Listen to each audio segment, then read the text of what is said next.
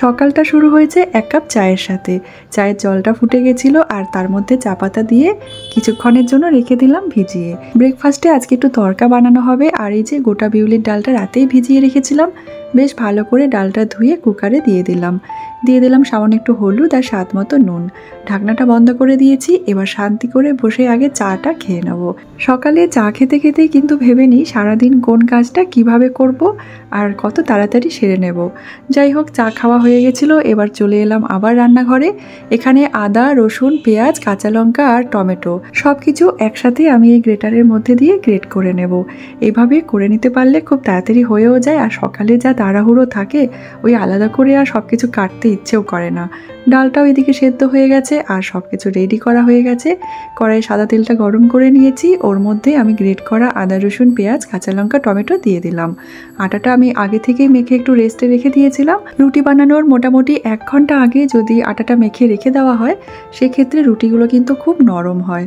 তো এদিকে ডালটাও হচ্ছে আর একদিকে রুটি বানানো হচ্ছে। সকালে এতটাই তাড়াহুড়ো থাকে, বিশেষ করে শীতকালে দেখবেন দিনটা ছোট হয়ে যায়, সেই কারণে এত তাড়াহুড়ো পড়ে যায় সব কাজ সারতে সারতে, সেই প্রতিদিন বেলাই হয়ে যায়। যাই হোক, ডালটা আগে করে নিচ্ছি। ডাল মানে তড়কাটা করে নিচ্ছি। ওই একটু গুঁড়ো মশলা দিয়েছিলাম, তারপরে মশলাটা বেশ ভালো করে কষিয়ে নিলাম আর সেদ্ধ করে রাখা ডালটা দিয়ে দিলাম। এদিকে ডাল হচ্ছে আর এক এক করে রুটিগুলোও বানিয়ে নিচ্ছি। একদম গরম গরম রুটি আর তার সাথে এই ডালটা খেতে কিন্তু বেশ ভালো লাগে। আর নামাবার আগে একটু বাটার আর ধনেপাতা দিয়ে দেবো, ব্যাস তাহলেই হয়ে যাবে এই তরকার ডালটা। এটা কিন্তু গোটা বিউলির ডাল, এর সাথে আর কোনো ডাল মিক্স করা নেই, শুধু বিউলির ডালটাই আছে। আর আমি খুব ভালো করে ডালটা ধুয়ে নিয়েছিলাম, খোসাগুলো ফেলে দিয়েছি, না হলে কিন্তু ডালের কালারটা একটু কালচে হয়ে যায়। যাই হোক, গরম গরম রুটি আর তার সাথে এই তরকার ডালটা খেতে কিন্তু বেশ ভালো লাগছে। আজকে লাঞ্চে বানাবো খিচুড়ি, তো সেই কারণে আলু, ফুলকপি আর পেঁপে আছে, সব কিছু কেটে নিয়েছি। একটা কুমড়ো কেটে নিয়েছি আর 1 কাপ গোবিন্দভোগ চাল আর 1 কাপ মুগ ডাল বেশ ভালো করে ধুয়ে নিয়েছি। কড়াইয়ে এদিকে বসিয়ে দিয়েছি সর্ষের তেল গরম হতে, আর কুকারে দিয়ে দিয়েছি জল। জলটা গরম হতে হতে আমি আগে খিচুড়িটাকে ভালো করে মশলার সাথে কষিয়ে নিচ্ছি। গোটা জিরে, তেজপাতা আর গোটা শুকনো লঙ্কা দিয়েছি, তার সাথে দিয়ে দিলাম আমি সবজিগুলো একটু বেশ ভালো করে নাড়াচাড়া করে নিচ্ছি। স্বাদ মতো দিয়ে দিলাম নুন দিয়ে আবার কিছুক্ষণ নাড়াচাড়া করে নিচ্ছি, আর কয়েকটা চেরা কাঁচা লঙ্কাও দিয়ে দিয়েছি। তো ঢেকে রেখে সবজিগুলোকে প্রথমে একটু ভাজা করে নিলাম, আর এরপর আমি দিয়ে দেবো ভিজিয়ে রাখা চাল।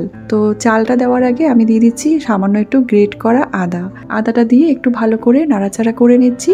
এবার দিয়ে দিচ্ছি আমি হলুদ, আর সামান্য দিয়েছি ভাজা জিরে গুঁড়ো, কয়েকটা এলাচও দিয়ে দিয়েছি ফাটিয়ে, আর তারপর ভালো করে নাড়াচাড়া করে নিলাম। আর ভিজিয়ে রাখা চাল আর ডালটাও দিয়ে দিলাম। এখানে বাসমতি চালটা ভালো করে ধুয়ে আমি ভিজিয়ে রেখেছিলাম, ওই 1 কাপ মতো, আর 1 কাপ ছিল মুগের ডাল। বেশ ভালো করে চাল, ডাল আর সবজিটা মশলার সাথে কষিয়ে নিলাম কিছুক্ষণ। তারপর জলটা আমি কুকারে আগে থেকেই গরম করে রেখেছিলাম, আর একটা সিটি দিয়ে আমি গ্যাসটা অফ করে দিয়েছিলাম।